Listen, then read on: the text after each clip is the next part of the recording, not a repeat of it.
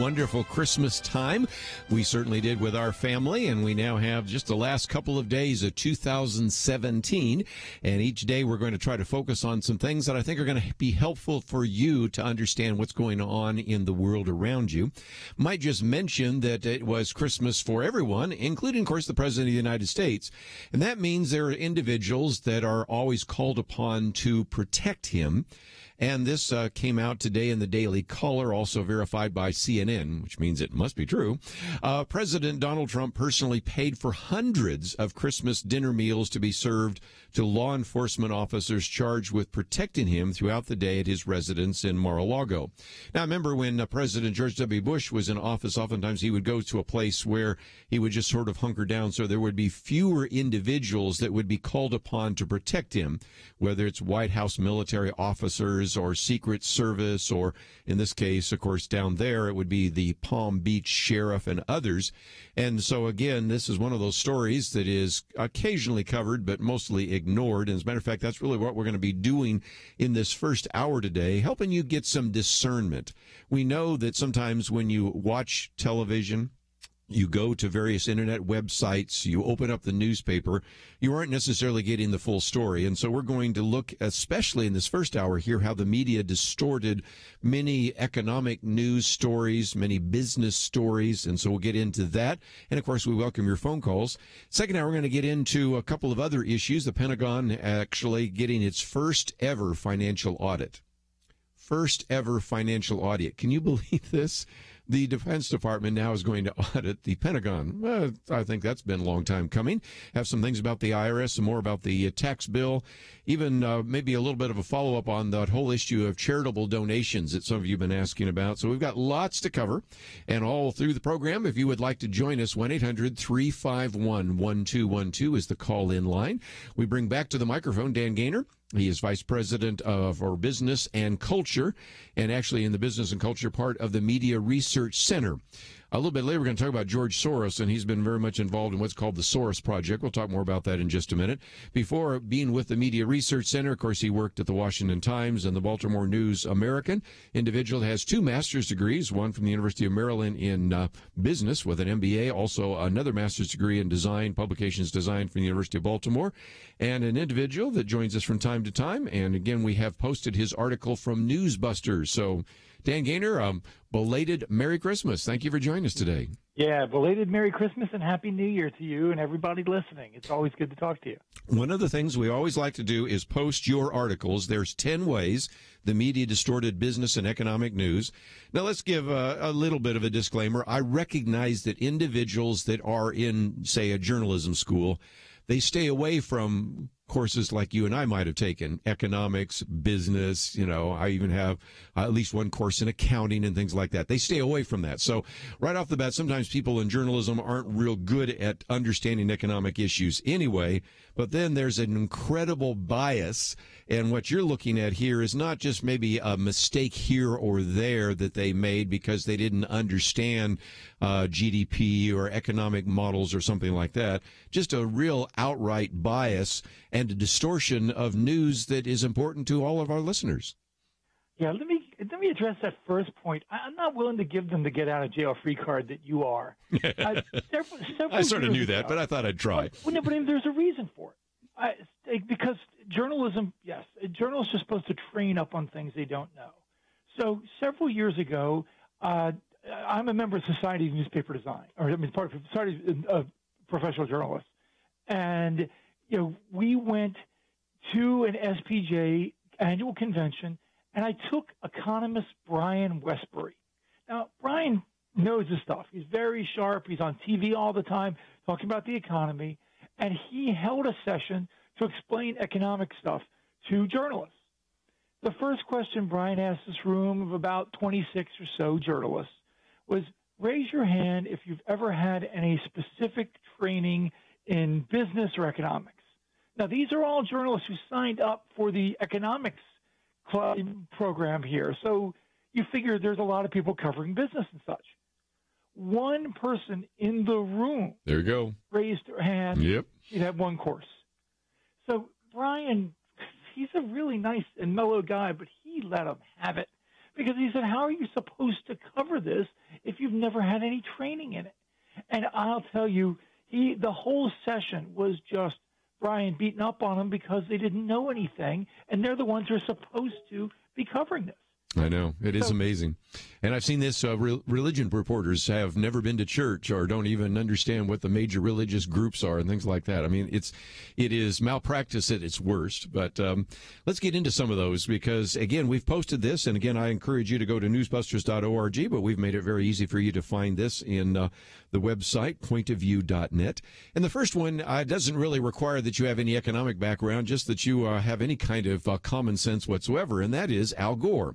Now, we know when his film came out, the first one, An Inconvenient Truth, he was predicting, and I remember the visual there of the tides rising, the ocean levels rising, and flooding Manhattan and flooding most of Miami and completely eradicating certain islands in various parts of the world.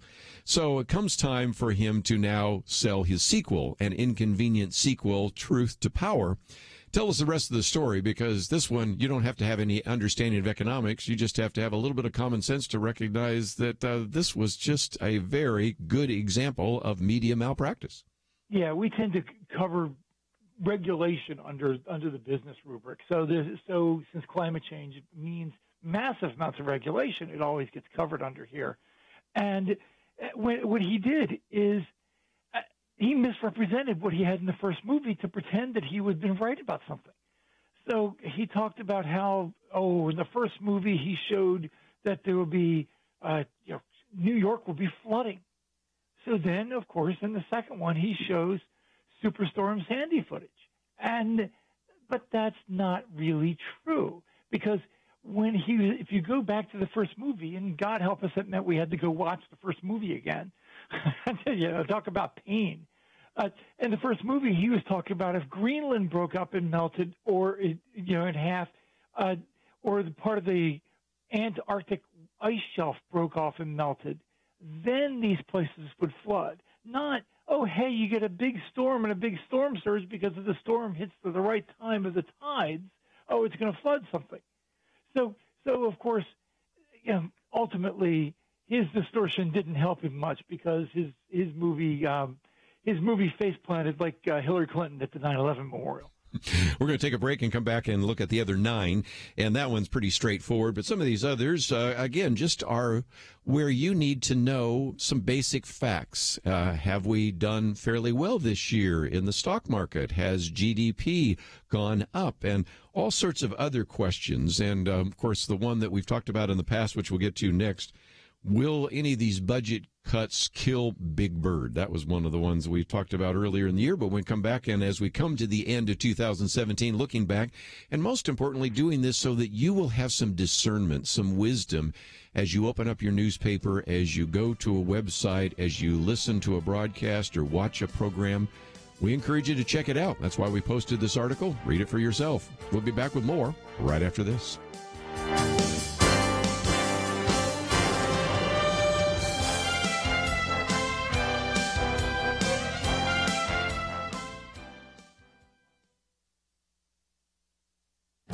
This is Viewpoints with Kerby Anderson. Sadly, it has become trendy in some circles to say that the world would be a better place without religion in general and Christianity in particular. I really do wonder if professors, commentators, and people on social media really believe this, or just saying it without any serious reflection.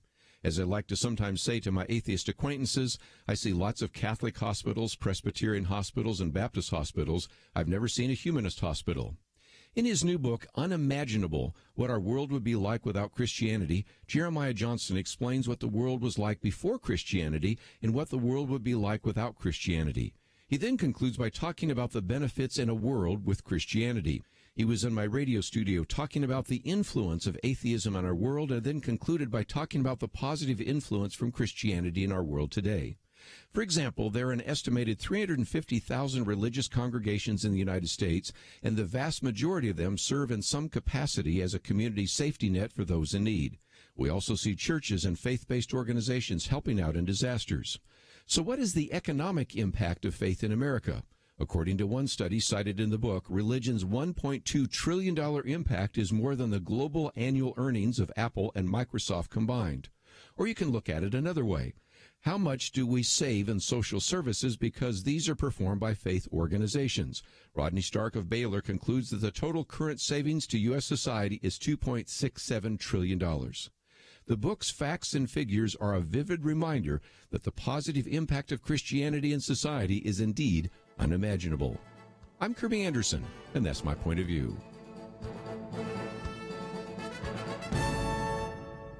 For more information about issues covered on Viewpoints, visit pointofview.net. Pointofview.net.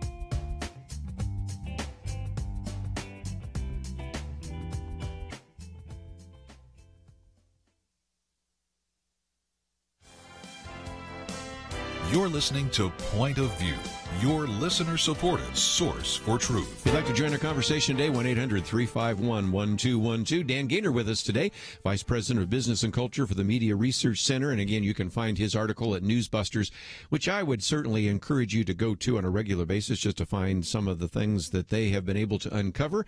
And most importantly, we're covering these issues as we come to the end of 2017 so that you will have some wisdom and discernment about the kinds of stories that you come across. You don't have to trust everything we say either. That's why we posted this article. It will take you a while to read. There's almost 5 pages in which we have 10 different ways the media distorted business and economic news. Read it for yourself. Follow the links. And I think you'll see that what we're talking about is really appropriate. Well, Dan, we got to get to this one. Big Bird. We're going to kill Big Bird with any of these budget cuts. First of all, let's be honest. It is very rare that we really cut budgets. Sometimes we cut increases to the budgets.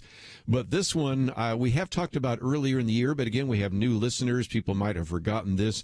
And so this was the idea that Big Bird and other Sesame Street characters would be cut because of these, quote, draconian proposed budget cuts by Donald Trump. Again, how we should be so concerned about this. Turns out there's a couple of things that were never really mentioned too often in some of those stories. Tell us about those. Yeah, well, first of all, this one matters to me a lot because what happened was I tweeted about this as soon as it came out that Trump was asking for this. I tweeted out defund PBS. And, of course, the major media, oh, how dare you want to defund PBS? So I ended up on CNN talking about it. And even when I was on CNN, they did this. What they do is put Big Bird out there because he's the spokesbird for PBS. like Sesame Street is really going to be gutted if we defund PBS. Well, it turns out Sesame Street doesn't even belong to PBS really anymore. It's actually done elsewhere. They have a big deal with HBO, and they very even seldom admit this. And Big Bird's not under any threat whatsoever. So why is he out there? Oh, that's right, because what they're trying to do is misrepresent what's going on because they want to modify the result. They want to, get everybody upset. Oh my God, you're going to cook Big Bird.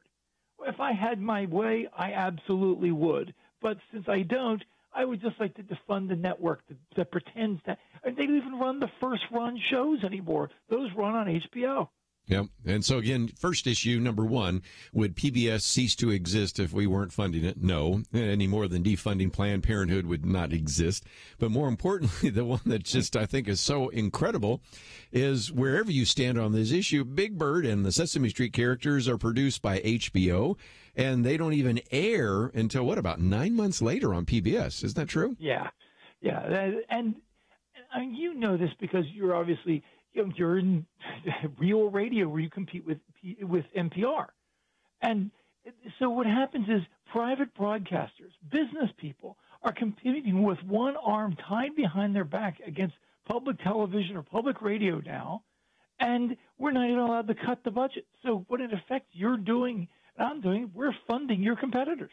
Well, again, in a few minutes, I'm going to talk about our match challenge for the end of the year. And again, we don't get money from taxpayers or from corporations or anything, just individuals to support us. So I understand that only so well. But let's keep moving down the road because I want to see if we can cover all 10. The third one was networks spend, are you ready for this, 52 seconds on the 2017 GDP estimates. Now, again, one of the predictions by candidate Donald Trump was that he wanted to implement policies that would cause the gross domestic product, or GDP, to grow by 4%. Now, once you get to the second quarter GDP at 3%, third quarter at 3%, going up to, and now some people are going to think is way past 4% for the next quarter, you would think that everybody would be excited about that, and it would be something that would be covered. But it got all of 52 seconds. Dan, what's going on? Well, what the number one thing the media have done to Donald Trump, besides attacking him, is hiding his successes. They don't talk about how he helped defeat ISIS, and they don't want to talk about the good economy under Donald Trump. So now this 52 seconds is the day of the release. That's the news day when all this information comes out. And of course, if these GDP numbers were bad, I guarantee you that the press would be covering this a lot more than 52 seconds. It would be bombarded with how, see, we were right. Paul Krugman said we'd have a global recession if Donald Trump took office, and, the economy is disastrous. And they would have pounded it. But because they can't, they simply don't cover it. So, again, we'll get into a few others that they don't cover. And that's, I think, a point that we should mention for just a minute, Dan. There are two kinds of bias that I've run into in media, and we've been doing this broadcast for 45 years. Marlon Maddox started it in 1972. I've been doing it for more than 30 years myself, either as a guest host, a co-host, or now the host. And I see that media bias is where they misrepresent a fact.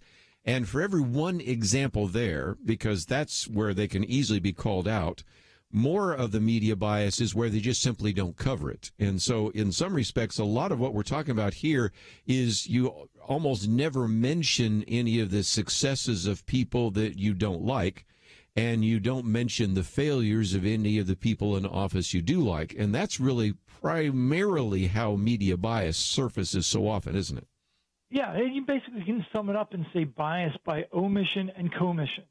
And for all that commission is, where you get the really classic quotes where they talk about thrills up their leg and how beautiful Obama was and how wonderful he was. The real bias is what they don't cover. And for Donald Trump, the whole essence of the growth of the economy is an enormous issue, and that's something he's clearly going to be advocating for in 2018 election, and they don't want to talk about it. Well, let's take one more, and then we'll take a break and come back and finish some others off. And that's one you called Where's the Beef? Now, that's kind of inside the baseball a little bit, but let's keep people with us because you have had a situation in which Beef Products, Inc., they had what was called lean, finely textured beef, but they referred to it as pink slime. And there has been this incredible lawsuit about the fact that at least Beef Products, Inc. has accused ABC News of more than 200 false and misleading and defamatory statements.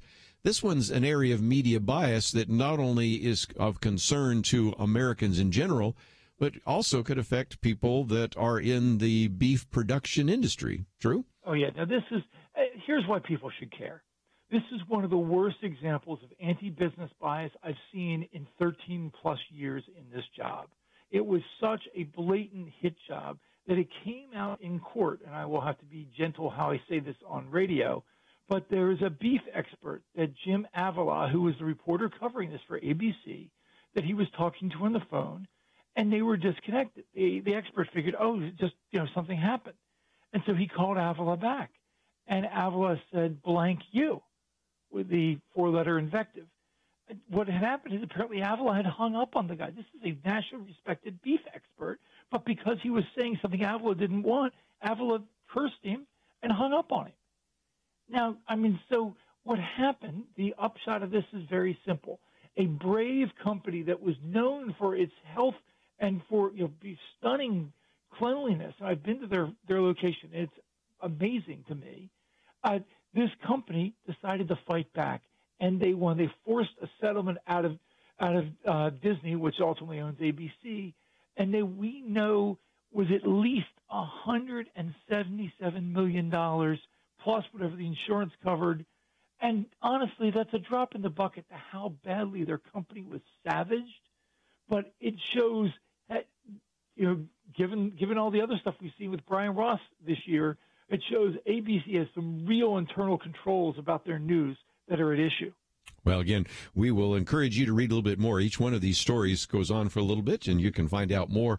We have that on our website, and also can go to newsbusters.org. And as I mentioned just a minute ago, we're coming to year end, and one of the things that happened just a couple of weeks ago is we had Foster Freeze on here, and after hearing us talking about 45 years of broadcast, before I end here, I'm going to put up a match challenge of $45,000, $1,000 for every year, and that match challenge is still up there. I've just heard from Warren Kelly a minute ago that we're close to halfway.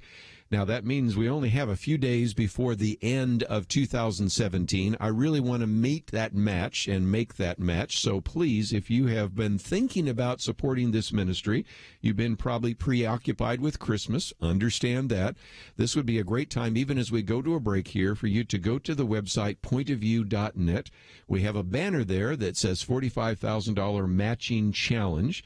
This is where you can double your impact. We have suggested gift levels. You might want to give $100. That becomes $200.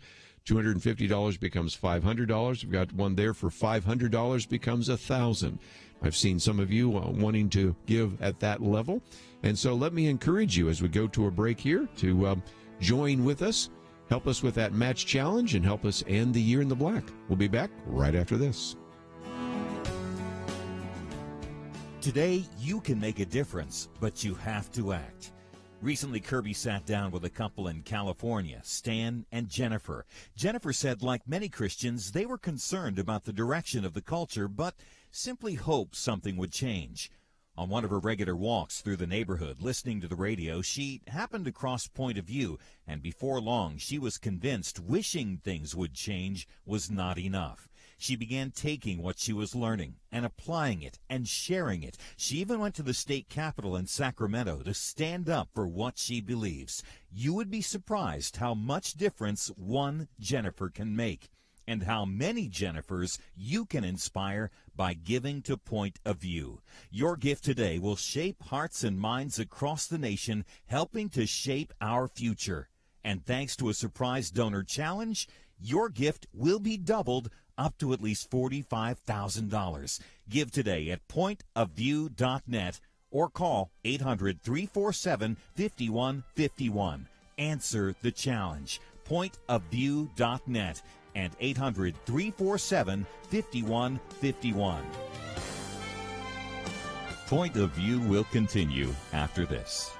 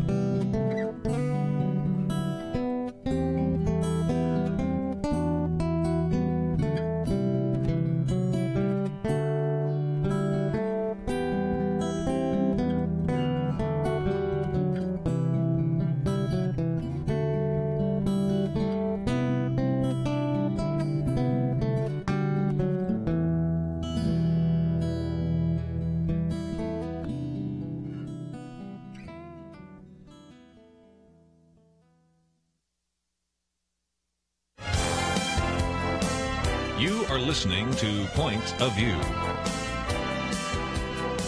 The opinions expressed on Point of View do not necessarily reflect the views of the management or staff of this station.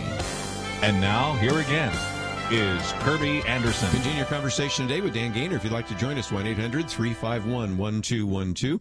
We are working our way through a list of 10 ways in which the media has distorted either business or economic news in 2017.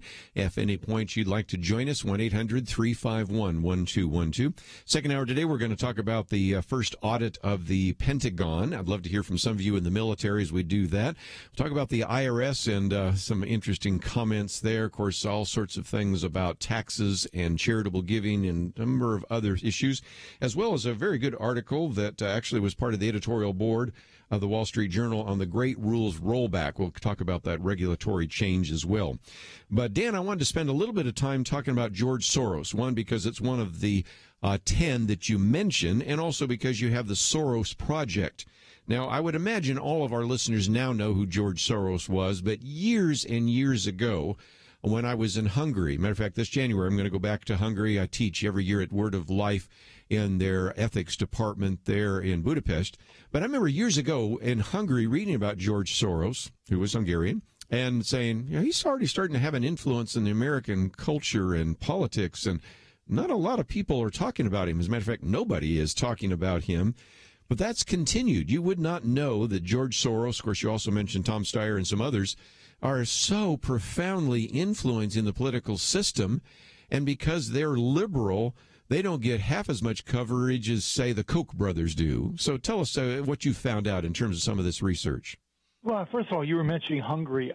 There's a lot of complaints all the time in the press about how the Koch brothers, they devote money to higher education, which back in the old days, it used to be a good thing. But nevertheless, when conservatives do it, it's a controversy. When liberals do it, nobody sees anything wrong with it.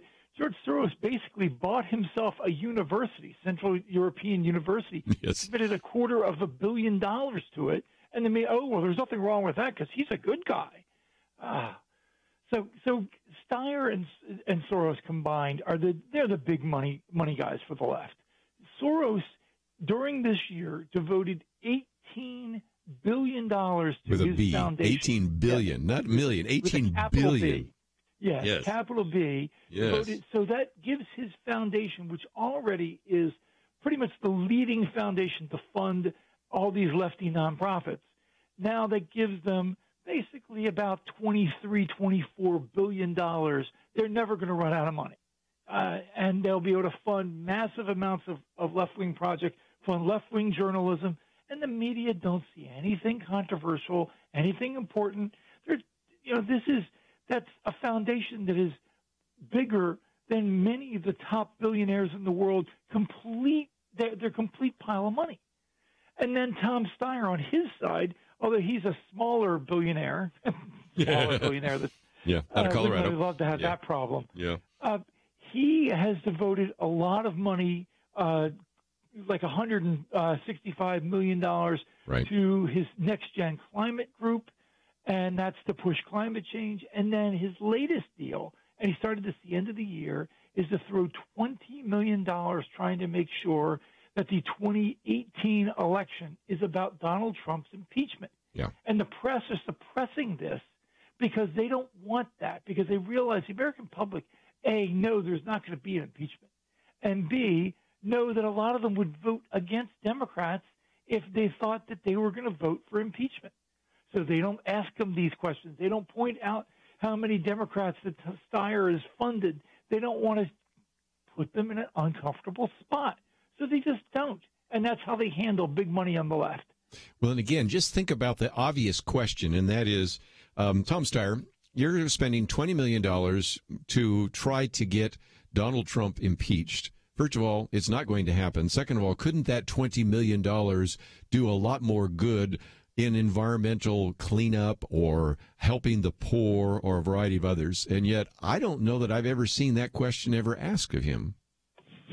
There is a reason why you haven't, because they don't want to ask it, because they're even torn in the press. They don't want to bring it up, and they don't want to talk about how Tom Steyer funded Hillary and funds all these prominent liberal politicians, Maxine Waters, and all sorts of other people like that. And if they bring that up, then suddenly they've got to ask these people questions. Well, this big Democratic funder, he supports impeaching Trump. Do you? Is that because you're running for election? They somehow managed to not ask that question. Let me just mention real quickly that you have some other resources at mrc.org. For example, a special report on George Soros, the godfather of the left. Of course, you have the Soros Project. Before we move on to our next one, talk about that, because this is one of the reasons why I really appreciate the work you do at MRC, because there are just a lot of people that even today maybe don't know a lot about George Soros, don't know that $18 billion has been given to these foundations, which means they will be around for a long time, actually dealing with these issues, educating or even indoctrinating various journalists and bringing out all sorts of different kinds of stories simply because of the tremendous amount of money that's been put into those particular foundations by George Soros. Yeah, and the fact that his Open Society foundations, they dole out money to all sorts of left-wing groups, and not all the money goes to bad groups, and I'll be 100% honest about that. No, some of it goes to hospitals and other things. If you're giving away hundreds of millions of dollars, I think his total is like $14 billion he's given away. Anybody, you could throw darts, you can hit some good things. But a lot of the money funds the underpinnings of the left. And what's most concerning, because we are the Media Research Center, is the ties he's got through these organizations to the traditional media, not just the lefty press. I mean, he really has ties there, but to major news outlets, how these people are involved in the organizations that he funds. And you think you're getting a fair deal. Oh, this organization is legit. And you realize, they get hundreds of thousands of dollars from George Soros. Very good. Let's get into a couple more real quickly. 1.9 million new jobs, not a high priority for the liberal press. I think we're eventually going to, maybe as we finish this year, have almost 2 million new jobs. Just don't hear a lot about it in the press. How about that? Yeah, there's a shocker. Bad economic news for Donald Trump would get covered wall to wall, floor to ceiling, cover to cover in the press. But good economic news, we're going to give very little attention, and that's just the way it is. So combined, CBS, World News Tonight spent just 3 minutes and 55 seconds on the job nights. They're really the bad network. They're about half, a little less than half than both CBS and NBC. So think about that. I mean, 3 minutes and 55 seconds is only slightly longer. It's like basically two of those bogus reports that they put at the end of a broadcast. Oh, and here's Dan Gainor with his pet wallaby, and they can do this trick, and you get 2 minutes on that. So two of those that is what they devoted to unemployment, the days of the unemployment announcement, the days when this is news. It's astonishing how much the press is censoring out the good economic news. Let me jump ahead to one because it kind of relates, and that is also, did we not get very good coverage about GDP and new jobs? But the Dow Jones, at least 67 different highs in 2017. And so the Dow Jones was really blowing and going, but you wouldn't necessarily hear too much about that again in the mainstream press. Yeah. What's that old Frank Sinatra song, High Hopes? You had a lot of highs and a lot of hopes for coverage, but not not a lot of coverage. So the 80% of the records, 80% were censored out. And again, imagine Barack Obama is president for this, and watch another Obama record high. Donald Trump ran as an economic conservative, as a free market guy and a businessman. You would think the core issue for him, his economic results, would be news, but the press don't want to cover it. Just incredible. Let's take a break. We'll come back and finish off our list. We've got a couple, climate alarmists actually probably need to be put in the dock, that is criminalized. What about the whole issue of the tax plan, which we've talked about before? And we've already talked about some in the media spending some money, whether it's George Soros and Tom Steyer. But what about Michael Bloomberg? So we've got a couple more to cover real quickly, which we will do so. And if you find yourself saying, I'd like to read all of these, or maybe I'd like to post them on my Facebook page and say everybody else needs to read these, or maybe you'd like to send them as an email, it's the first article we've posted today. I'm spending a little bit more time because I think one of the places where we really need to have some discernment is how economic and business news is covered, or in many cases poorly covered. So we want you to develop some discernment and some skepticism and some understanding. So that's why we're talking about it today with Dan Gainor. We'll continue with him right after this.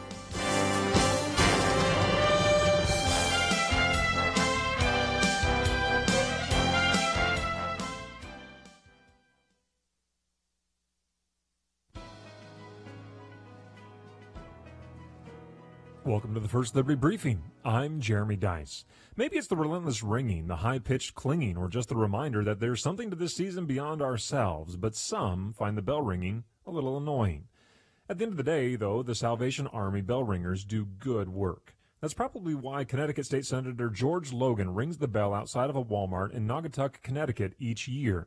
This would be an otherwise forgettable act of kindness, except that one atheist group took their annoyance to a whole new level. They sent him an angry Christmas letter. But the letter was less concerned about the bell ringing and more upset that he would dare support an ostensibly religious charity. Rather than support what the group considers a, quote, church denomination, it strongly argued that Logan should focus his attention exclusively on secular charities. This, the group suggests, would solve any appearance of promoting religion and, quote, prevent citizens from feeling ostracized by their elected representatives. Well, if it's not clear to you, let me explain that the law does not require any elected official during his personal time to serve only secular charities. Indeed, the Constitution protects the right of every citizen, elected or not, to serve the charity or house of worship of his choice. The galling bigotry that this organization has evidenced toward the free exercise of this citizen is appalling, especially at Christmas. To learn how First Liberty is protecting religious liberty for all Americans, visit firstliberty.org. Hi, I'm Kelly Shackelford, President and Chief Counsel of First Liberty Institute. I hope you enjoyed this episode of First Liberty Briefing. You can learn more amazing stories about how everyday Americans are standing up and saving religious freedom. Just visit firstliberty.org. You'll be inspired, educated, and informed. Visit firstliberty.org right now.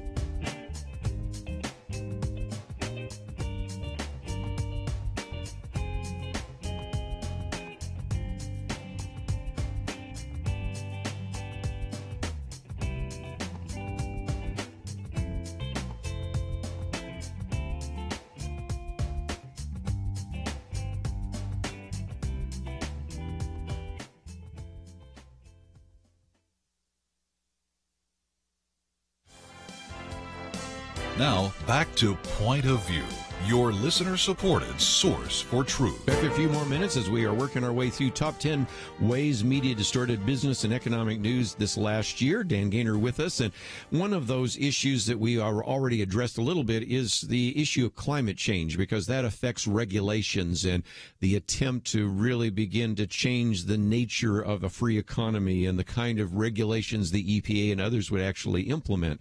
Well, Dan, one of the other pieces that you have here is that there have been some climate change alarmists that want to criminalize individuals who disagree with them.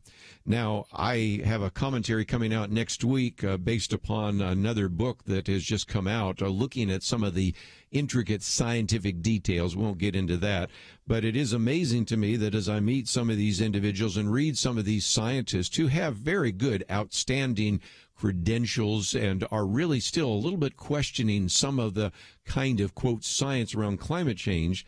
In the midst of this, you have some that say that climate change denial should be a crime. Some of these people should go to jail. You would think that would be a story that the press would want to cover in some significance because it's so, in some respects, outlandish. What have you found? Well, what's scary is back in 2015, Senator Sheldon Whitehouse called for using RICO against climate change deniers. So people like myself who disagree with scientists, oh, you're not allowed to. Free speech out the window. We're going to prosecute you. But when you start seeing journalists, even if they're lefty journalists, the Motherboard editor Brian Merchant, Naomi Klein is an activist and involved in left-wing media, and they're both out there saying this should be a crime. His quote is exactly, "Climate change denial should be a crime," and she said, any companies doing anti-fossil fuel ranting should be in the dock, which is a British expression, or basically, bring them into court. That's terrifying. That's where the left wants to go. If they can't win a debate, they want to lock you up. Well, just incredible. Again, you can read more about that. I want to end with a couple of these others real quickly. One, we've been talking about the tax reform bill. And again, of course, it is no longer a bill. It is signed by the president. But even before the administration could begin to promote what it would mean, you could see that, of course, all sorts of columnists and editorials and editors and others were coming out against it, which is they're free to do. It's a free country, free speech. I believe in the First Amendment. But the way in which it was covered by the Washington Post and New York Times and others, you found wasn't very fair, was it? No, it was wildly anti-tax plan. To give you just a hint how bad it was, the New York Times opinion section turned over its Twitter account into a lobbying arm for the Democratic Party, where they actually posted the phone numbers and names of senators and urged their readers to call against the tax plan. So do you think the news department is that separate from the editorial department at the New York Times? No, it's not. So the whole spate of coverage across networks and print publications, online, was all against the tax plan, and only as it looked like it was passing did they finally turn their lies, basically calling this a boondoggle, into admitting that 80% of the American public was going to get a tax cut. Yeah. Well, and again, we've had some say that 80% of Americans will be hurt by the taxes. And, of course, some of the surveys show that a majority of Americans think that their tax bill will go up. And as I said before, if 70% get a standard deduction and you double the standard deduction, even before you know anything else about the tax plan and the changes in some of the percentages in terms of the tax rate, you would actually come to the conclusion that if 70% who already get a standard deduction get that standard deduction doubled, don't you think their taxes would go down? But again, that just shows you the incredible power of the media and why I think it's so important to support groups like the Media Research Center. But let me get one more, so we'll get all 10, and that is we've talked about George Soros, we talked about Tom Steyer. How about Michael Bloomberg for just a minute? That's, I think, the 10th and final one that you have there in terms of funding the Beyond Coal campaign. Yeah, here's another guy who's a billionaire and very involved in media. He has Bloomberg, which is TV network, business publication, etc. Well, he's given $114 million to stop the use of coal. He's working hand in glove with the Sierra Club and other anti-coal groups. And yet the media, again, treat him like, oh, well, you're just a reasonable guy. We're not going to talk about whether anybody can trust anything that's reported on your networks because we think you're right. So they bring him on. Anderson Cooper brought him on, and he didn't challenge him about it. He didn't bring it up. He just, why we're going to talk about your anti-coal money? Because they agree. And that's the hard part about all this. The reason why a lot of these stories were covered the way they were is because the press is on a side. Well, again, Dan, I just wanted to encourage people to go to Media Research Center. We have that link. Or they can also go to Newsbusters. Of course, we've made it very easy for them to find those because we have your article as the first article here on our website, pointofview.net. And I appreciate you being on with us. And if nothing else, let's talk one more time about how people can participate with you. We mentioned the Soros Project. We certainly can appreciate the work that you do there in the business and culture section of the Media Research Center.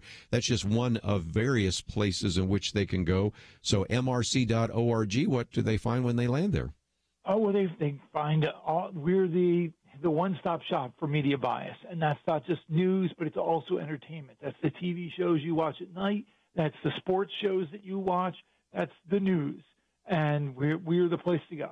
Well, and again, you got some of the most outrageous quotes of 2017. We've sometimes had Brent Bozell on to read those off. And, of course, you give awards. So I guess once the people get these awards, we'll have some fun with that as well. So, Dan Gainor, thank you for being with us. It's always a pleasure. And thank you and thank you also to Julia and Allie and others that put this together. 10 Ways Media Distorted Business Economic News in 2017. So thanks for being with us today here on Point of View. Thanks. I look forward to talking to you a bunch in 2018. Okay.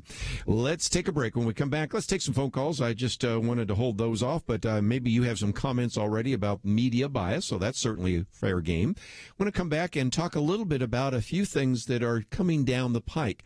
One, which I have only seen one or two coverage of, and that's the Hill, which is kind of the record journalistic organ for the Capitol Hill, that the Pentagon will start its first ever financial audit. I do want to hear from some of you in the military. Have you seen waste, fraud, or abuse in the military? This is amazing to me that, again, we are talking about the different auditors that will be tasked with trying to look at the various assets of the Pentagon. So we're going to talk about that. One of the articles we posted is about the IRS scandal.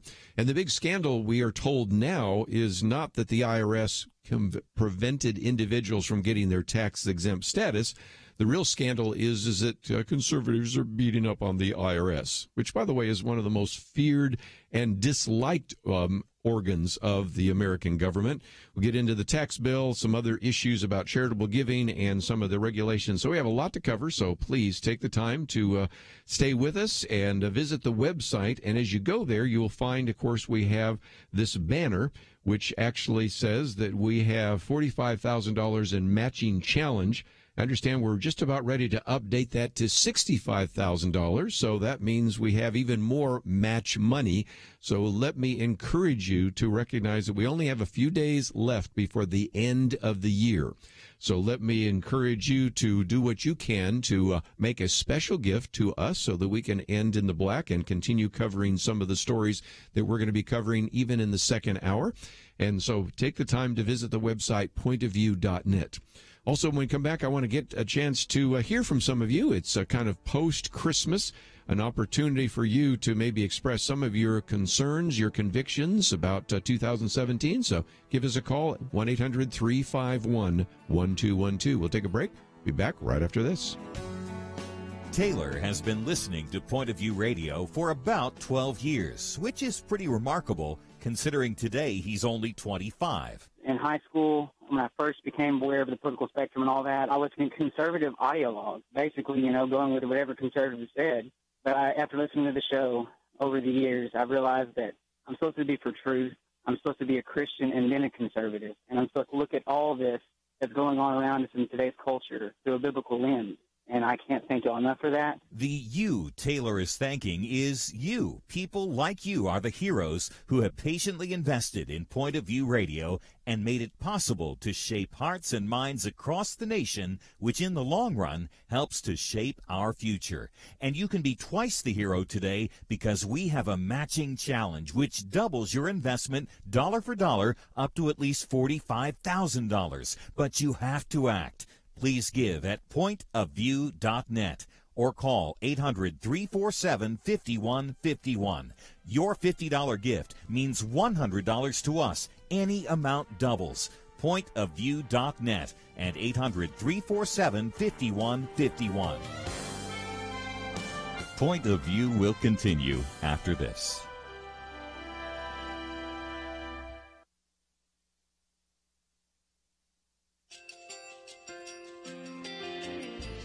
I just want to thank you so much for all the wonderful programming you have. You're just absolutely fantastic. I recently started listening to Point of View, and I really found it interesting because of the different subjects you cover. Thank you for that. I really appreciate everything that you do in keeping us informed. Thank you, Kerby, for everything that you have been doing. I appreciate all the work that you're doing, advocating for the Word of God. Thank you so much.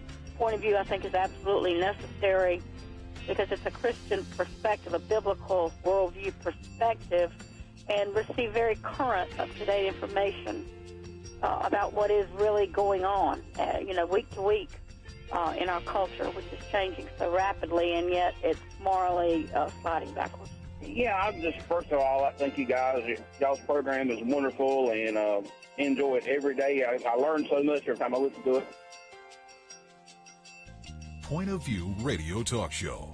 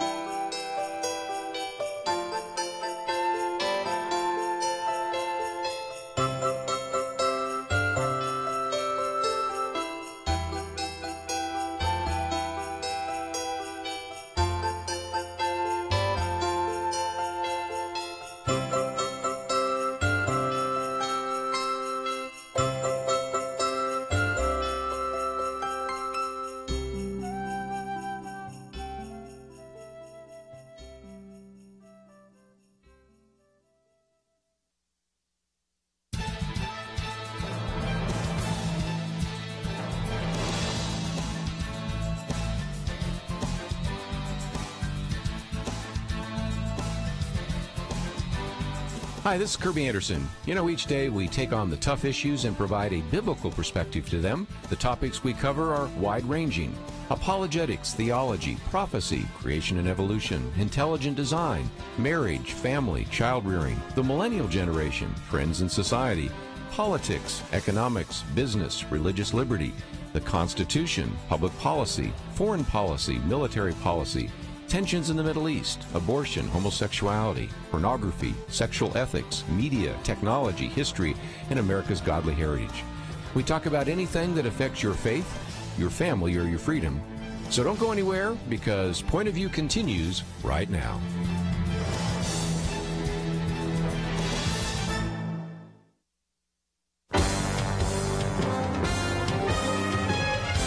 Across America, live. This is Point of View.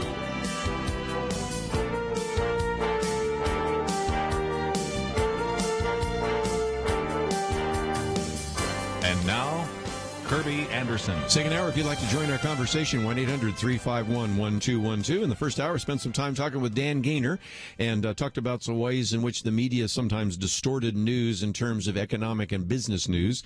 We'll do a few more of those perhaps a little bit later, and especially as we come into year end. I really want you to kind of look back over the year. First of all, evaluate what has taken place and give it some kind of evaluation. Also, recognize how important it's going to be for you to develop some kind of discernment. I mean, I expect you to check out the sources we post. We've posted some articles today that I encourage you to read and check out. We post articles on our Facebook page, and so if you would like to check it out and say, well, okay, I got to read this for myself before I believe it, that's exactly what I want you to do. And even more so, when you open up a newspaper, you turn on a television program, you listen to a radio program, you go to an internet website, whatever it is, I hope that you'll take the time to really have some discernment and evaluate what is being said and ask yourself, is it true? And then if it is, what of it? I'm going to get into a couple of different stories here, and one of those, I'd love to hear from some of you in the military. First of all, we last hour talked about how Donald Trump really wanted to make sure that those who were in law enforcement and responsible for protecting him at least had a good Christmas dinner. And we certainly want to salute those in law enforcement, first responders. Also want to salute those in the military, but you'll be the first to admit that this is something that has been a long time in coming. I'm reading from The Hill, which is kind of the journalistic record for the Capitol Hill, and it says Pentagon starting first ever financial audit. It says the Department of Defense officials announced that the agency will undergo its first full-scale audit in its history. Are you ready for that? I mean, go all the way back to the 1950s. I know I'm more older than a lot of people in the audience, but I remember that at that time, the president, Dwight Eisenhower, warned about the military-industrial complex. And here we have heard over the years of expensive parts and hammers, of mismanagement, incompetence, fraud. It doesn't mean that all people in the military are that. It oftentimes means just the opposite, that you have a lot of really great men and women that have served in the armed forces, but some of the bureaucracy just gets beyond them, and it's just amazing. So at a press conference, you have the Defense Department Comptroller David Norquist announcing that the audit would begin this month. He said it's important that the Congress and the American people have confidence in the Department of Defense's management of every taxpayer dollar. You think? Of course. Then this article by John Bowden goes on to say that the massive undertaking will examine every aspect of the Defense Department, from personnel and supplies to bases and weapons. At least 2,400 auditors will be tasked with spreading out across the department to examine the Pentagon's estimated $2.4 trillion in assets. It goes on to say that with consistent feedback from auditors, we will focus on improving the processes of our day-to-day work. Annual audits also ensure visibility over the quantity and quality of the equipment and supplies our troops use. I remember a number of years ago where there was a real concern that we had a number of military bases that were outmoded. They were unnecessary, but you could never get rid of them because, after all, one member of Congress would say, well, it's in my district, and so he or she would say, well, we just need this for military readiness. The example I always used to love is Fort McHenry. You remember that was the one that the British fired upon during the War of 1812. That's, of course, where we got our Star-Spangled Banner. It's where the flag from that particular fort hangs today in the Smithsonian. They couldn't even close that down because, well, you just never know. The British might come up the Potomac again, and we need to I mean, I'm being very facetious, as you might imagine. But nevertheless, it was finally Dick Armey, who's been on this program with us many times before, came up with a great idea, and that is we will have an independent commission go and look at these various military bases, and then they will draw up a list of those which should be closed down, that should be shuttered, and then we will put before Congress. They have to give it an up or down vote. They can't pick or choose which ones they want to save. This independent commission then will require that all of those be closed down if indeed you get an up or down vote. And it took it away from the kind of the pork barrel situation that we have so often in Congress, and we were able to finally close down some military bases we did not need. And so now we are having the Pentagon actually going through a financial audit. And if nothing else, I think this is a good thing. And I'd love to hear from some of you that serve in the military. Maybe you have some stories about mismanagement, incompetence, bureaucratic rules, fraud, whatever it might be. And if you'd like to join us, that number is 1-800-351-1212. The second article I've posted here today is one about the IRS. But it's interesting because you have a George Washington University law professor saying they've been burned, they've been hammered, they've been bludgeoned, they're trying to survive. Well, the organization she's talking about is the Internal Revenue Service. And Paul Jacobs says this is the scandal that must not be named. He says in this heartbreaking, he's being facetious as well, in this heartbreaking discussion during this special time of year, they are the poor, long-suffering folks at the Internal Revenue Service. It is a terrible, too long ignored scandal which should tear at the heartstrings of every American. He's, of course, joking, but nevertheless, he talks about the fact that here you have the Washington Post writing, and especially quoting from this particular professor, that years of conservative attacks on the Internal Revenue Service have greatly diminished the ability of agency regulators to oversee political activity by charities and other nonprofits. And apparently this is all due, as he says, with tongue placed in cheek, to these conservatives that are beating up on the IRS.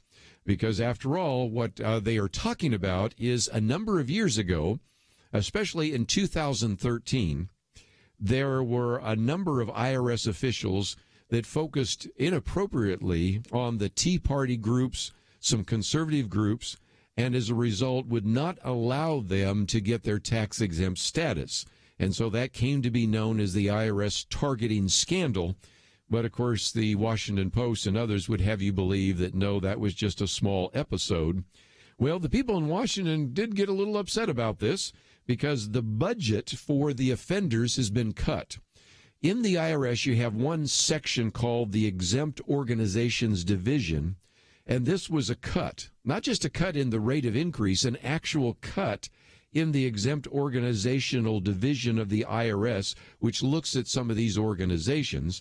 But nevertheless, as we've pointed out before, the person that was at the head of that organization, Lois Lerner, actually came before Congress, denied that there was any targeting, but she would not allow any disclosure of that, and actually asserted her Fifth Amendment privilege against self-incrimination. So Lois Lerner, as we have mentioned on this program before, has retired, and we get to pay her six-figure annual pension. And so this is certainly one of those situations in which first with the Federal Elections Commission and then with the IRS in the exempt division, she actually targeted some of those organizations. So just wanted to bring you up to date on that. If you'd like to know a little bit more, it's the second article we've posted today on the website. And if you'd like to join our discussion, love to hear from some of you in the military, maybe some of you that have gone through an IRS audit. Those are just two of many stories I'm going to bring. But if you'd like to join us, 1-800-351-1212. We'll take your calls right after this.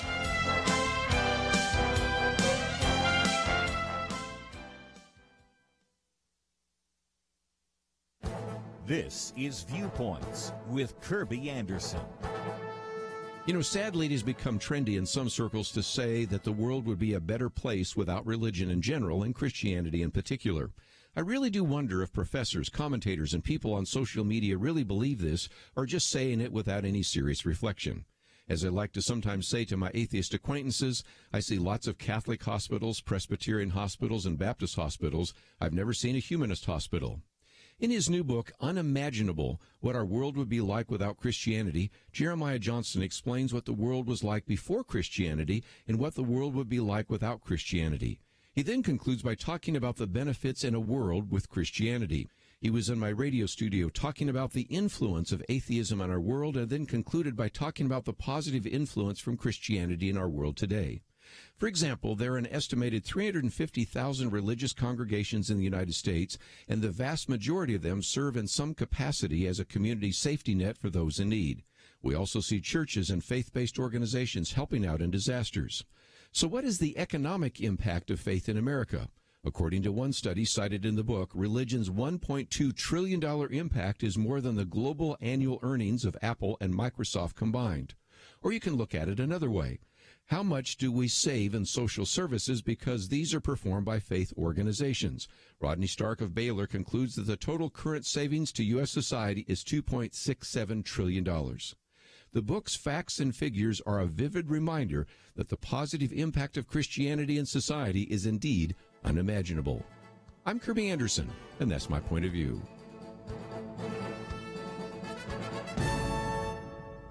For more information about issues covered on Viewpoints, visit pointofview.net.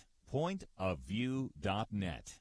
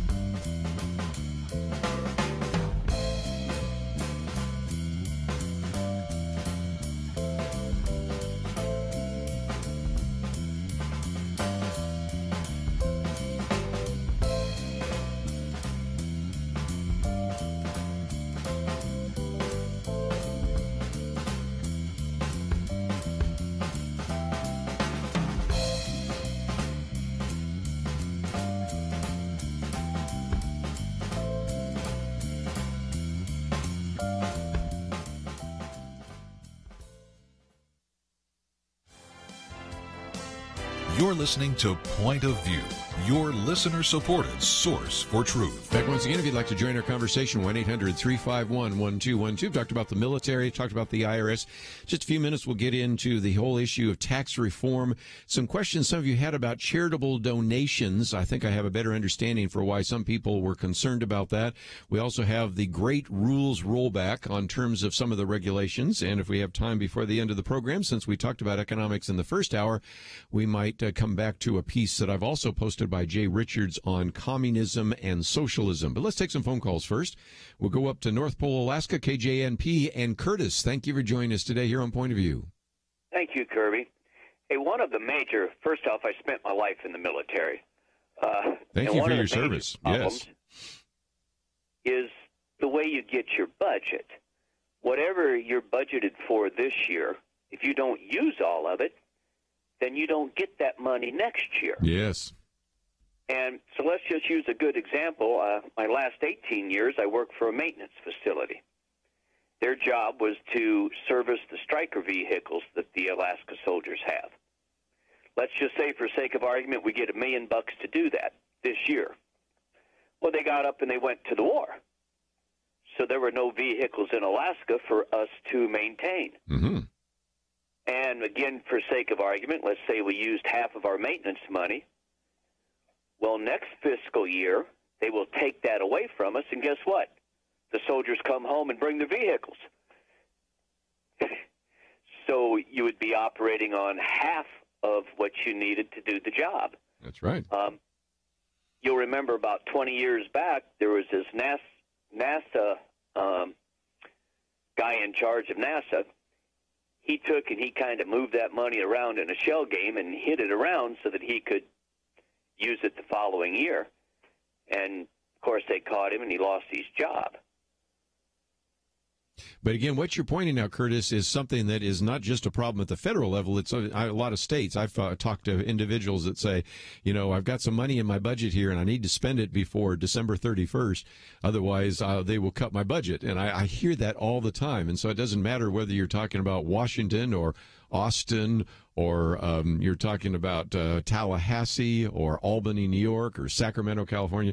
That is a problem, and it does seem to me that this audit might be a way to say, let's get a more reasonable evaluation about where money is spent in which departments and where some of these, if you will, fiscal shell games are being played. So I think that's the case, but you're right. I mean, there is so much that is dependent upon next year's fiscal year funding, depending on how you spend it this year. Some of the greatest waste in both federal government budgets and even state government budgets oftentimes takes place right now between now and the end of the year, because, or wherever their fiscal year ends. Sometimes they are different. Yeah, fiscal year sometimes is in all the way up to September. And so as a result, it's just a good example of mismanagement of our taxpayer funds. So, Curtis, you are right on target. And thank you. Yeah, go ahead. Thank you. Thank you for your service in the military. And if you'd like to join our conversation, that number is 1-800-351-1212. Right on target there. And just a reminder again about how that is played out each year in terms of some of the budgets. Well, I wanted to spend just a little bit of time before we get into the issue of regulations talking about tax reform and the tax reform bill, which has now become law. One of the things that's so interesting, as we pointed out just a little bit in passing when we had Dan Gainor with us the last hour, is that the press and the media in particular have gone out of their way to talk about how this is going to be a disaster for the American people. You know what? I'm not going to be a prophet or a son of a prophet or predict an economic boom, although I think that's the most reasonable assumption. But the people that are so worried oftentimes were the people not worried about what's going to happen to America in 2018. They're worried about what was going to happen to them. And they were convinced that they were going to have to pay more in taxes because of this tax reform bill. Well, I found this piece by Matt Vesta that I thought was really helpful. And it says that CBS News decided to go and pursue that. And so they found 3 families from different backgrounds and income levels, 2 of which were confident that their bill would go up under the tax reform bill under the Republican House, Republican Senate, and President Donald Trump. Well, the bottom line is they all ended up saving money. From the North Carolina single mother making less than $40,000 to a California small business owning family earning $300,000, everyone receives substantial relief. So I thought that was kind of an interesting illustration that, as we've pointed out before, lots of people, I think it was 52% of voters, not just of Americans, but voters, who you would believe when you talk about voters, they tend to pay a little more attention than other individuals in the American population. But 52% of voters were convinced that their tax bill would go up. Now, some of you that are still wondering if it will, now that we have some of those facts and figures, you can check it out. Or I would encourage you to go to the Point of View Facebook page, or we have a link from Friday's Point of View, which had 8 different individuals. Some were single, some were married, some itemize their deductions, some take the standard deduction, some have kids, some that don't. And you could find somebody that looks sort of like you and get a little bit of an understanding about how that would affect you. But there's another part to this, and that is, how is it going to affect the American people?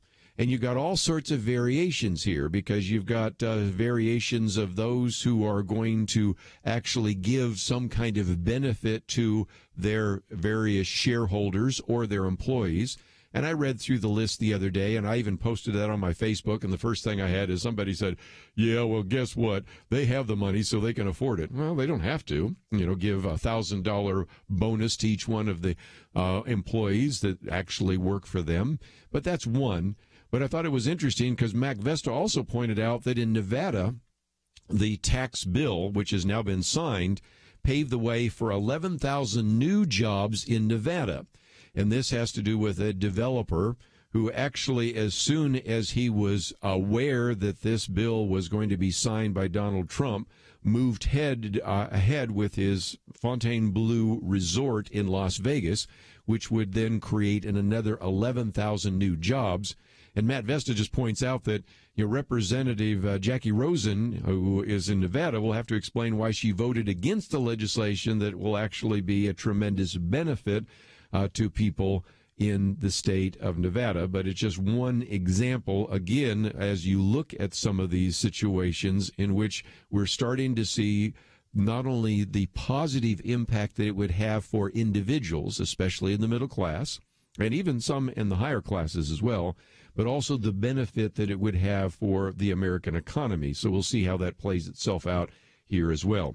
If you're not familiar, again, it lowers the corporate tax rate from 35% to 21%, which would allow businesses to compete better for capital. It would allow businesses to write off the cost of investments more rapidly rather than to have to depreciate them over time.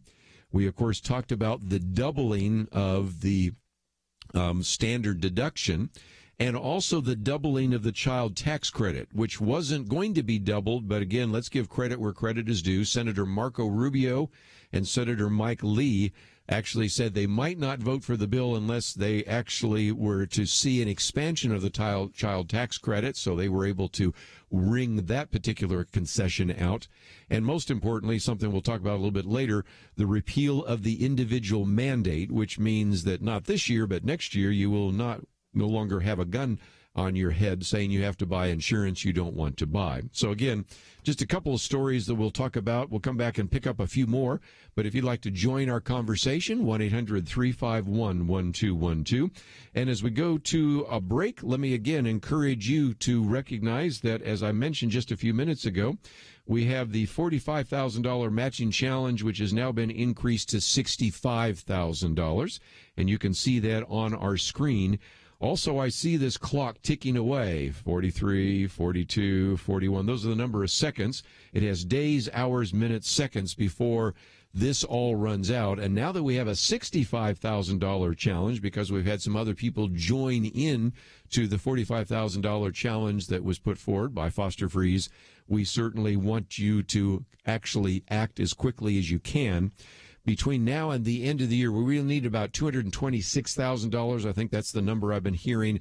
So again, your gift is going to be very important, and we really need to hear from you. Time is running out. I know that some of you wait to the very last day or two. Well, don't wait too long, because we won't be broadcasting on Saturday and Sunday. So we really need to hear from you today. And so again, $65,000 matching challenge, which has just been updated. And you can find all that at the website, pointofview.net. If you'd like to talk to someone off air, let me give you that number. The order line number is 800-347-5151. 800-347-5151. If you'd like to talk to someone and put it on your credit card, we'll be back right after this. Today, you can make a difference, but you have to act. Recently, Kerby sat down with a couple in California, Stan and Jennifer. Jennifer said, like many Christians, they were concerned about the direction of the culture, but simply hoped something would change. On one of her regular walks through the neighborhood, listening to the radio, she happened across Point of View, and before long, she was convinced wishing things would change was not enough. She began taking what she was learning and applying it and sharing it. She even went to the state capitol in Sacramento to stand up for what she believes. You would be surprised how much difference one Jennifer can make, and how many Jennifers you can inspire by giving to Point of View. Your gift today will shape hearts and minds across the nation, helping to shape our future. And thanks to a surprise donor challenge, your gift will be doubled up to at least $45,000. Give today at pointofview.net or call 800-347-5151. Answer the challenge. Pointofview.net and 800-347-5151. Point of View will continue after this.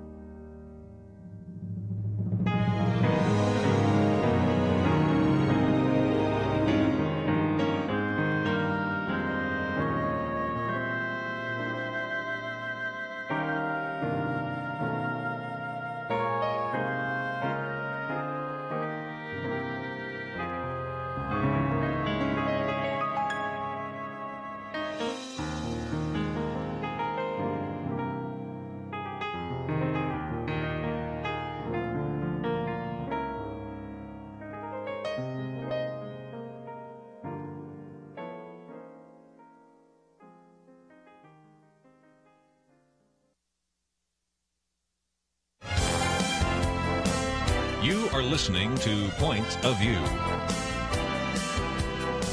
The opinions expressed on Point of View do not necessarily reflect the views of the management or staff of this station. And now, here again is Kerby Anderson. Final half hour. If you'd like to join our conversation, 1-800-351-1212. Open line in this last hour. I've got some other issues to address, but I always love to hear from you. And if you just want to sit back, I know sometimes the day after Christmas, everybody's kind of in a listening mode. They're driving around, maybe exchanging some gifts, doing some other things. And so oftentimes we don't get quite as many phone calls. But if you'd like to join us, I would certainly welcome your phone call, 1-800-351-1212. I did give the other number, which is our order line number, in case you wanted to give to this ministry. And again, I may just mention a second ago that we changed the matching challenge from $45,000 to $65,000. That's because of some other individuals that have given and asked us to put that as part of the match as well. So please take the time to join with us if you can do so. We have the website, pointofview.net, where there's a banner. And to be honest, we are running behind our expectations. We expected to have come pretty close, if not exceeded, the halfway mark when we had $45,000 in our matching challenge. Now we have $65,000, so we're really very far behind. So if you were saying, well, they don't need my gift, well, we really do, and we really need to hear from you. So anything you can do right now, we're behind our expectations and what we normally have noticed at this time of year. So if you can help us out, we would certainly appreciate that. And I would also want to extend that to other ministries you might support. This is an unusual year because both the 30th and 31st are Saturday and Sunday. That means probably fewer mails are going to be arriving in time. Certainly, we're not going to be broadcasting on Saturday and Sunday. I've heard a lot of ministries wonder if this is going to be a difficult year end. So if you can help other ministries, that would certainly be the case. And while I'm talking about charitable deductions, I've been able to finally figure out why we were hearing from some of you that were saying, I was wondering if the charitable deduction would stay in the tax bill. It did, but it was interesting that this piece that comes from the Wall Street Journal, which you can read as well, points out that one of the concerns that has been raised by some of the people that are in the area of philanthropy, this would be, for example, Dan Cardinale, who is the president of the Independent Sector, which is kind of a left-leaning philanthropy group, but nevertheless very concerned about the fact that this new bill, quote, will reduce the incentive for charitable giving by the middle class because it nearly doubles the standard deduction to $24,000 for joint filers. I could not figure out why everybody was saying this bill is not going to be good for charities, because I was thinking, what? It's going to be good. First of all, it doesn't affect those. But I began to see what they were trying to explain, and that is that since individuals are going to have their standard deduction doubled to $24,000, that means fewer people who file their taxes will be able to itemize their deductions. And so the charities are fearful that this would be something that would affect them. And, of course, the first point I've always made is that most of us give to organizations because we believe in it, and we're grateful for the tax exemption or the tax deduction or whatever we might receive from whatever we might have done or given. But at the same time, they are pointing out that that may change in the future. The editorial board of the Wall Street Journal actually are convinced that eventually charitable deductions will go away. They think they should because they say Republicans could have lowered tax rates further if they'd killed the charitable deduction, and that would have been the right economic decision, they say. I disagree, but this is what they say. Americans don't need a tax break to give to charities, which should be able to sell themselves on their merits. Congress also retained the death tax and the ability of the rich to shelter their income in personal foundations that also give to charitable causes. And he says the truth is that Americans will donate more if they have more money, and they will have more money if tax reform, including lower rates and simplification, helps the economy produce broader prosperity. So they're arguing that maybe this idea of the charitable deduction will go away. They actually argue that it should. I don't think it will anytime soon, because the people most hurt by losing the charitable deduction probably are not going to be the churches. Again, let me ask you a question. Between now and the end of the year, maybe you're going to be in church on Saturday and Sunday. Are you going to be putting money in the offering plate or giving money to your church simply on the fact that you're going to get a tax deduction? Probably not. You're grateful that you get it. But will you still support your church anyway? Probably. Are you still going to support Christian organizations? Probably. I think the ones that are really going to be hurt are some of the secular organizations that maybe give to the ACLU or Planned Parenthood or whatever. They sort of believe in it a little bit, but they still benefit tremendously from the tax deduction. I think those are the ones that are going to be hurt, and they're going to be the ones that are probably going to be screaming the loudest, because I think God's people will still support God's ministries. Not so sure if that's true on the other side. But let's take some more phone calls and see what you'd like to say. 1-800-351-1212. Let's head to South Carolina this time. And Steve, thank you for joining our conversation. Well, thank you. I'm a new listener, but let me say Merry Christmas, everyone across the country. Thank you. Daylight. And the gentleman in Alaska talking about military budgeting, and I've worked with the government, and it is absolutely a problem where agencies will get a budget toward the end of the fiscal year. As you know, could be a different time of year, whether it's federal, state, city, or county, your local tax money. Mm-hmm. Toward the end of the year, you know, you're forced to buy maybe a new fire truck or that you might not need.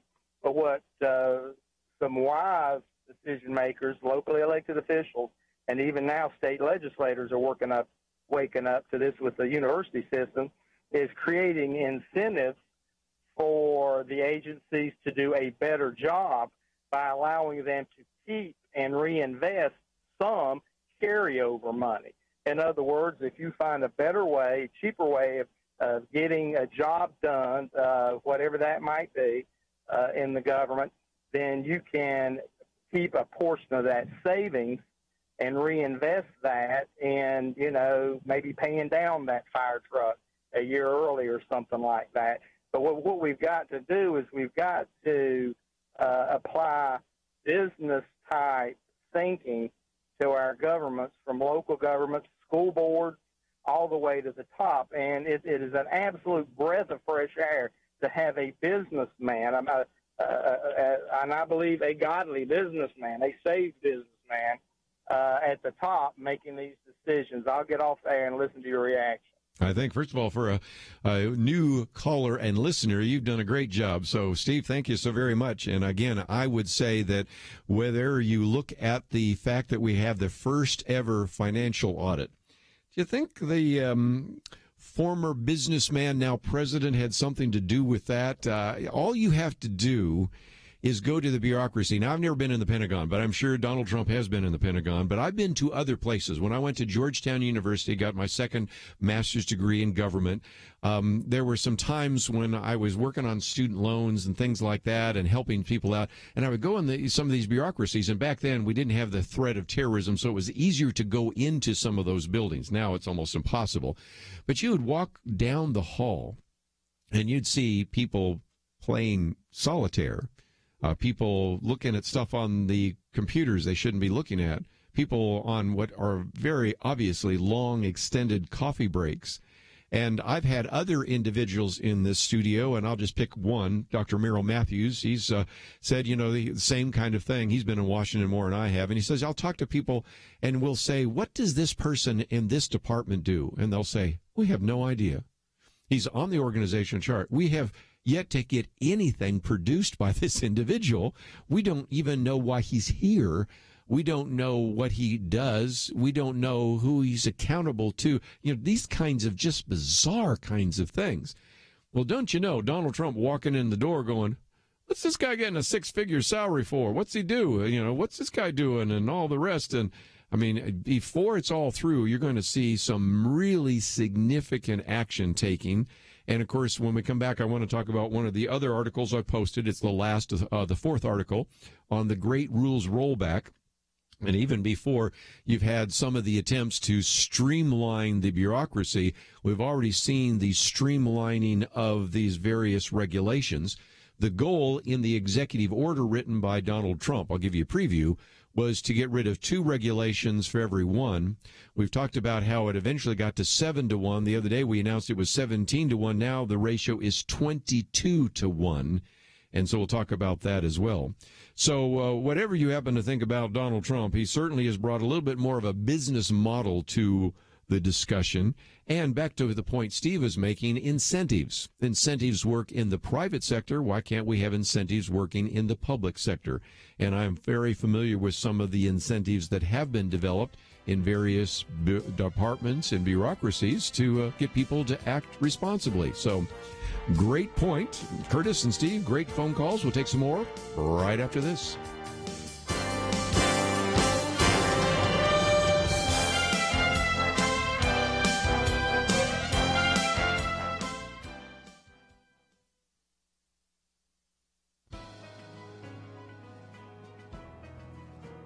Welcome to the First Liberty Briefing. I'm Jeremy Dice. Maybe it's the relentless ringing, the high-pitched clinging, or just the reminder that there's something to this season beyond ourselves, but some find the bell ringing a little annoying. At the end of the day, though, the Salvation Army bell ringers do good work. That's probably why Connecticut State Senator George Logan rings the bell outside of a Walmart in Naugatuck, Connecticut each year. This would be an otherwise forgettable act of kindness, except that one atheist group took their annoyance to a whole new level. They sent him an angry Christmas letter. But the letter was less concerned about the bell ringing and more upset that he would dare support an ostensibly religious charity. Rather than support what the group considers a, quote, church denomination, it strongly argued that Logan should focus his attention exclusively on secular charities. This, the group suggests, would solve any appearance of promoting religion and, quote, prevent citizens from feeling ostracized by their elected representatives. Well, if it's not clear to you, let me explain that the law does not require any elected official during his personal time to serve only secular charities. Indeed, the Constitution protects the right of every citizen, elected or not, to serve the charity or house of worship of his choice. The galling bigotry that this organization has evidenced toward the free exercise of this citizen is appalling, especially at Christmas. To learn how First Liberty is protecting religious liberty for all Americans, visit firstliberty.org. Hi, I'm Kelly Shackelford, President and Chief Counsel of First Liberty Institute. I hope you enjoyed this episode of First Liberty Briefing. You can learn more amazing stories about how everyday Americans are standing up and saving religious freedom. Just visit firstliberty.org. You'll be inspired, educated, and informed. Visit firstliberty.org right now.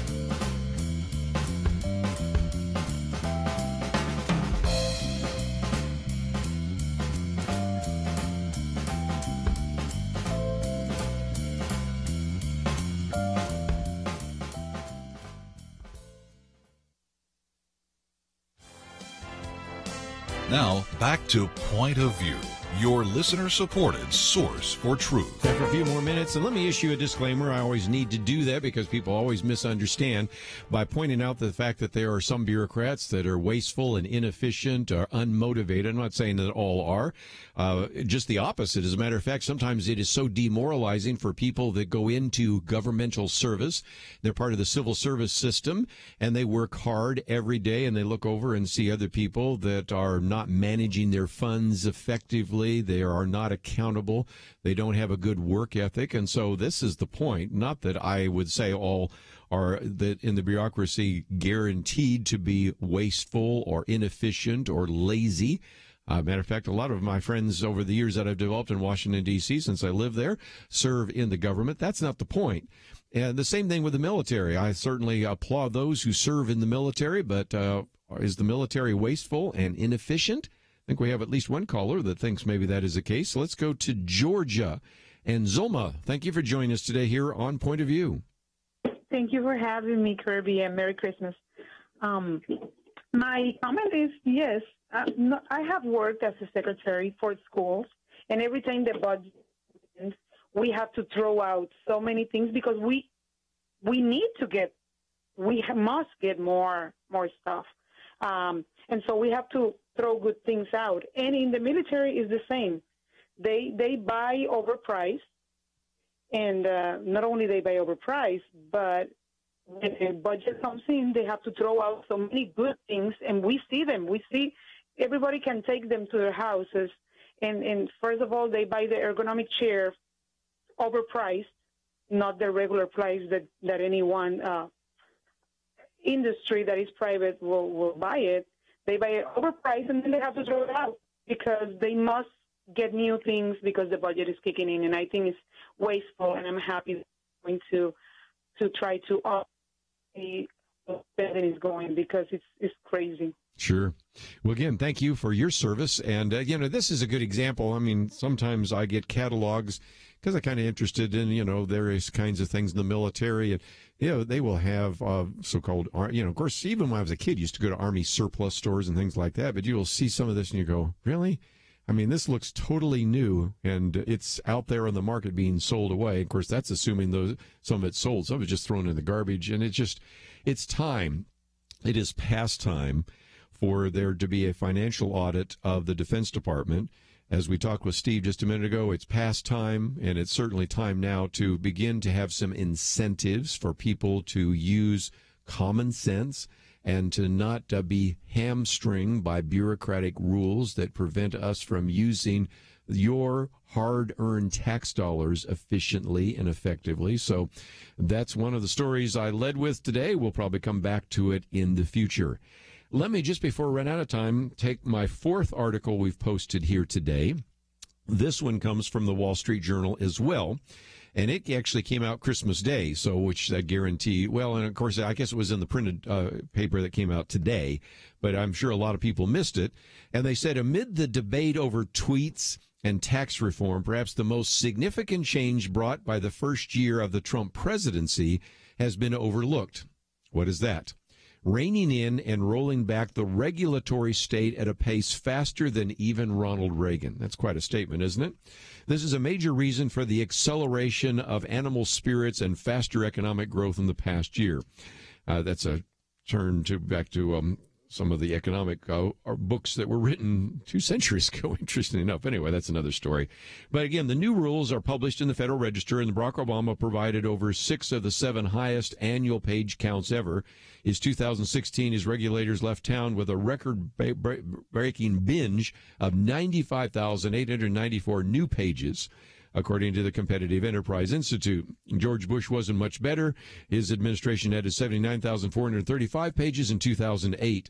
So it's been a while, really almost going back to Ronald Reagan, where you've seen anything that looked like a regulatory rollback, but that's exactly what's happened because this particular organization and this particular person, Naomi Rao, who runs the White House Office of Information and Regulatory Affairs, which again is a long name for those who look at regulations, reported this month that through September 30th, the Trump administration had taken 67 regulatory actions, but only 3 new significant regulatory actions. So that's a ratio of, drum roll please, 22 to 1. She also reported that since the fall of 2016, more than 1,500 planned regulatory actions have been withdrawn or delayed. And for fiscal 2018, which we're into right now, the current agenda includes 448 deregulatory actions and 131 regulatory actions, a better than 3 to 1 ratio. So the point is that not only has there been the withdrawal of some of those, but these, in many cases, were very significant. I'll just use one illustration. You can read the entire article. The Education Department, you might remember, had a guidance on transgender bathrooms. You remember that one? Well, that was a Dear Colleague guidance that was sent out. And so you have that one. You also have, of course, this lack of, if you will, due process, of sort of kangaroo courts dealing with sexual assault and harassment. All of those are gone. So some of the things we've talked about here on Point of View that were, to use Kelly Shackelford's favorite phrase, outrageous, are no longer there. And so while there have been a lot of people, I think, legitimately complaining about some of the tweets that this president puts out, they have ignored the fact that this has been one of the most significant regulatory rollbacks in the history, at least the modern history, of the American bureaucratic circumstance. And this is something that most people are, I think, just now coming to grips with. And I'm going to do a commentary on it, so if you want to get some more, that will be in one of my commentaries. And, of course, it's the fourth article we've posted today here on Point of View. Let me just mention one article I did not get to, is one on communism and socialism. I really put it up there because you might have some young people that say, you know, I don't think communism is good, but socialism, that's okay. And I think this very good piece by Jay Richards, which I'll probably get him back on the show sometime in the future, is a good one to help you understand that socialism and communism really come from the same flawed idea of humanity, the same flawed idea about what government can or cannot do, and reminds us that the greatest murderer in the history of the world is Mao Zedong. He uses a number here of 45 million people that were killed. I was watching a YouTube channel the other day in which I think the number they used there was 52 million. Is that amazing? We can't even get the right number for the number of millions and millions of Chinese who were killed during China's communist revolution, the Great Leap Forward. So nevertheless, he has some great material there.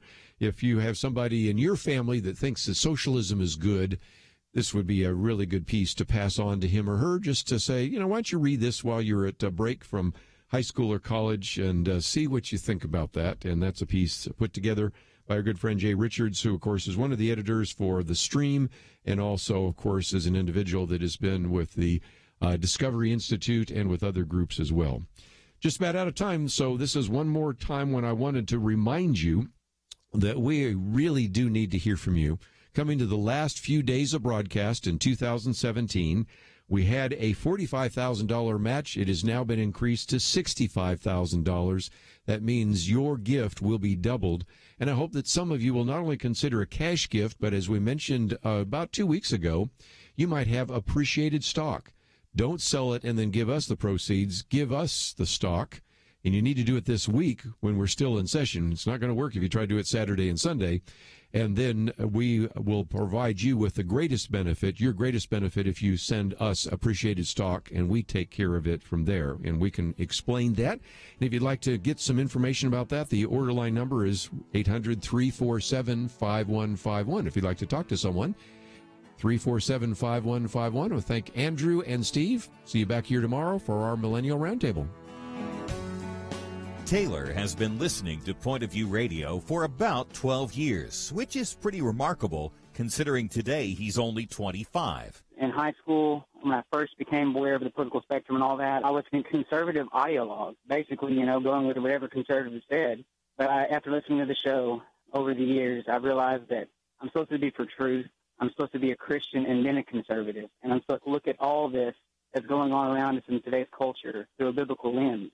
And I can't thank y'all enough for that. The you Taylor is thanking is you. People like you are the heroes who have patiently invested in Point of View Radio and made it possible to shape hearts and minds across the nation, which in the long run helps to shape our future. And you can be twice the hero today because we have a matching challenge which doubles your investment dollar for dollar up to at least $45,000. But you have to act. Please give at pointofview.net.